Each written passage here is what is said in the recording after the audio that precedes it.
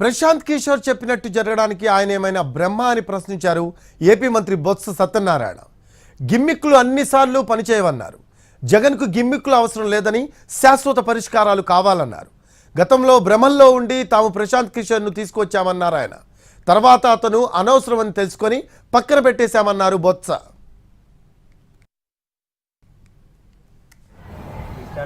బ్రహ్మ అదేనా బ్రహ్మంగారు బ్రహ్మ cash party మీరు అనొచ్చు.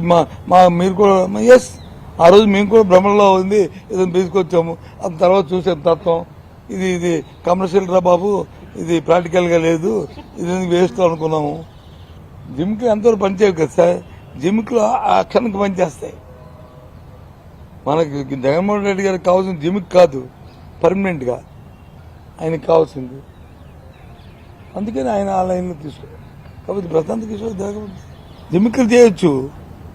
నమ్మే మేము చూసామా ఇవన్నీ జిమ్మికలు దీనివల్ల వన్ టైం సెటిల్మెంట్ తప్పి పర్మనెంట్ సెటిల్మెంట్ కాదనుకున్నా వదిలేసాం. ప్రశాంత్